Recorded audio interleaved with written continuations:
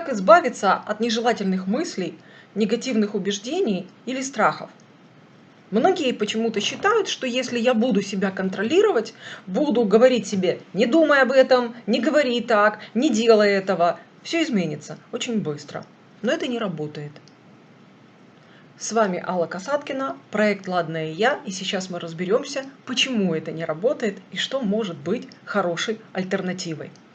Смотрите, какая штука получается. Когда вы себе говорите: не делай этого, не надо об этом думать, я не буду бояться, или я сейчас вот поднапрягусь, соберусь, у меня там поджилки трясутся, но я туда пойду, и я это сделаю. И у нас такой выброс адреналина, у нас такой мандраж внутри, мы себя чувствуем в сильном напряжении, и мы думаем, что мы сейчас раз и выкинем негативную ситуацию из своей жизни. Это не работает. Почему? Потому что наш мозг получает команду.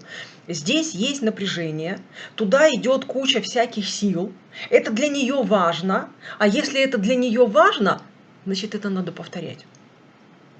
Это для нее важно. У нее сердце колотится, кровь гоняет по венам, по жилам. Все хорошо, организм бодряком мобилизуется в раз. Надо подсовывать ей почаще. И что получается? Все, на чем мы от чего пытаемся сбежать, на чем мы пытаемся себя контролировать, все чаще и чаще появляется в нашей жизни. Знаете, у НЛперов есть такое выражение, такое упражнение: «Не думай про розового слона». Если вам сказать 5-7 раз «не думай про розового слона», вы начнете поневоле думать: а кто такой этот розовый слон, почему я не должна о нем думать и все тому подобное. Так вот, когда мы пытаемся себя контролировать и запрещать себе: не думай, не говори, не делай так, не надо этого бояться или еще что-нибудь, мы лишний раз концентрируем на это внимание. Мы лишний раз сами себе, своему мозгу даем команду: для нас это важно и значимо.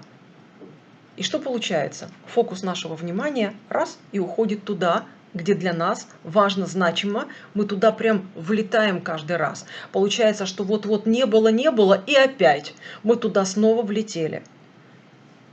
Меняется ли от этого же наша жизнь к лучшему? Нет.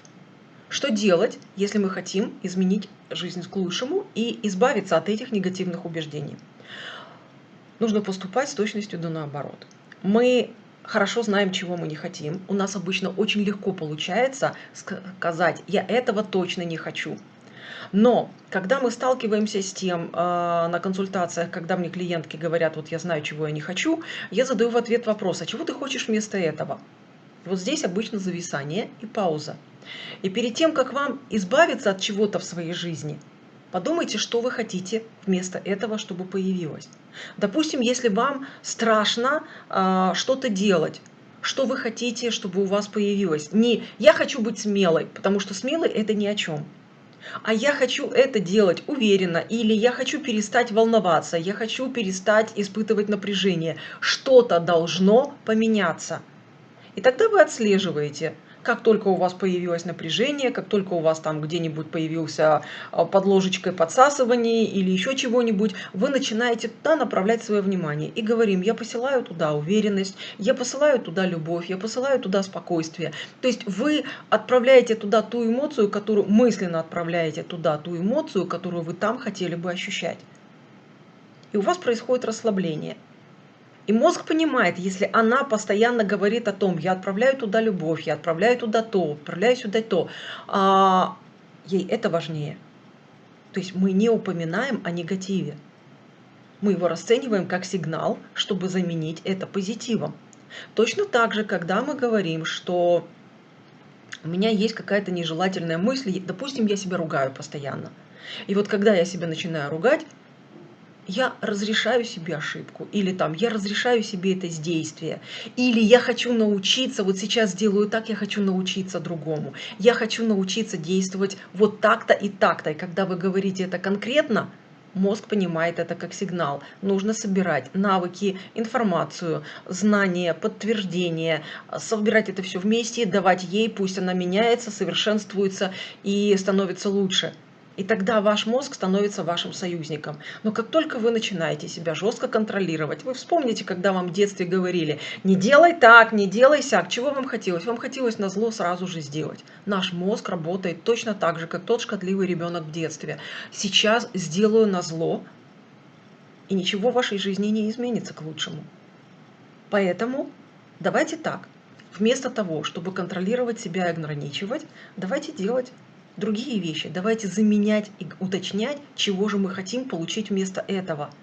Тогда шансов иметь лучшие события в своей жизни, лучшие реакции на какие-то происходящие вокруг вас события, лучшие навыки совершенствовать свои, делать меньше ошибок, делать больше удачных действий и получать лучшие результаты. Вот это будет для вас тогда обычной реальностью. И тогда не будет зашоренности, а наоборот будет свобода выбора и будет удобно и комфортно взаимодействовать с самой собой.